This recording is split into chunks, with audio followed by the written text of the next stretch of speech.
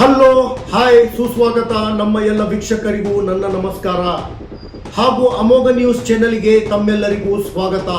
ನಾನು ನಿಮ್ಮ ಪ್ರೀತಿಯ ವಿಜಯ್ ನಿಮ್ಮೊಂದಿಗೆ ಇವತ್ತು ಒಂದು ವಿಶೇಷ ಕಾರ್ಯಕ್ರಮದೊಂದಿಗೆ ಬಂದಿದ್ದೇನೆ. ಇವತ್ತಿನ ವಿಶೇಷ ಸುದ್ದಿ ಸ್ಟೋರಿ ನೀವು ಯಾವ ಮಾಧ್ಯಮದಲ್ಲಿಯೂ ಕೂಡ ನೋಡಿರುವುದಿಲ್ಲ, ಅದನ್ನು ನೀವೇ ನೋಡಿ.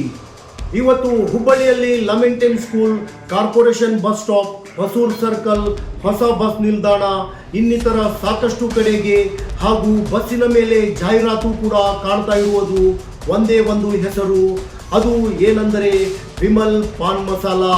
ಇವತ್ತು ನಮ್ಮ ರಾಜ್ಯ ಸರ್ಕಾರವು ತಂಬಾಕು ಮುಕ್ತಗೊಳಿಸಲು ಸಾಕಷ್ಟು ಜಾಗೃತ ಕಾರ್ಯಕ್ರಮಗಳನ್ನು ಮಾಡ್ತಾ ಇದೆ. ಇದಕ್ಕೆ ಕಾರಣ ಜನರು ತಂಬಾಕು ಸೇವನೆ ಕಡಿಮೆ ಮಾಡಬೇಕಂತ.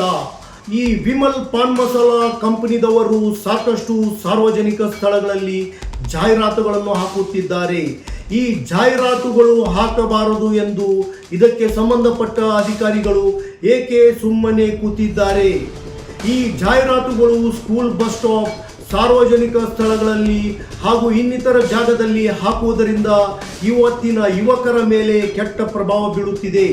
ಅದರಲ್ಲಿಯೂ ಕೂಡ ಈ ಫಿಲ್ಮ್ ಸ್ಟಾರ್ಗಳಾದ ಅಜಯ್ ದೇವಗನ್, ಅಕ್ಷಯ್ ಕುಮಾರ್, ಶಾರುಖ್ ಖಾನ್ ಈ ಪಾನ್ ಮಸಾಲ ತಿನ್ನುವುದನ್ನು ಈ ಜಾಹೀರಾತುಗಳಲ್ಲಿ ತೋರಿಸುತ್ತಾರೋ ಇದನ್ನು ನೋಡಿ ಈಗಿನ ಯುವಕರು ಮತ್ತು ಜನರು ಈ ಚಟಕ್ಕೆ ಗುರಿಯಾಗ್ತಾ ಇದ್ದಾರೆ. ಈಗಿನ ಜನರಿಗೆ ಮತ್ತು ಯುವಕರಿಗೆ ನಾವು ಹೇಳುವುದೇನೆಂದರೆ, ಈ ಫಿಲ್ಮ್ ಸ್ಟಾರ್ಗಳು ತಿನ್ನುವುದನ್ನು ಈ ಜಾಹೀರಾತುಗಳನ್ನು ತೋರಿಸುತ್ತಾರೋ ಅದು ಶುದ್ಧ ಸುಳ್ಳು. ಈ ಫಿಲ್ಮ್ ಸ್ಟಾರ್ಗಳು ಇದರ ವಾಸನೆಯೂ ಕೂಡ ತೆಗೆದುಕೊಳ್ಳುವುದಿಲ್ಲ.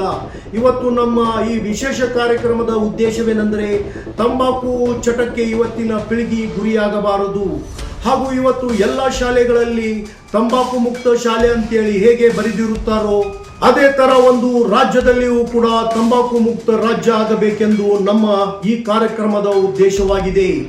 ಈ ತಂಬಾಕು ಮತ್ತು ಪಾನ್ ಮಸಾಲಗಳ ಜಾಹೀರಾತುಗಳ ಮೇಲೆ ಇದಕ್ಕೆ ಸಂಬಂಧಪಟ್ಟ ಅಧಿಕಾರಿಗಳು ನಿಗಾ ವಹಿಸಬೇಕು. ಈ ವಿಶೇಷ ಸುದ್ದಿಯ ಮುಖಾಂತರ ನಾವು ಎಚ್ಚರಿಕೆ ನೀಡುತ್ತಿದ್ದೇವೆ. ಇದೇ ತರ ವಿಶೇಷ ಸುದ್ದಿಯೊಂದಿಗೆ ಮುಂದಿನ ಸಂಚಿಕೆಯಲ್ಲಿ ನಾನು ಆಗಮಿಸುತ್ತೇನೆ. ಜೈ ಹಿಂದ್, ಜೈ ಕರ್ನಾಟಕ.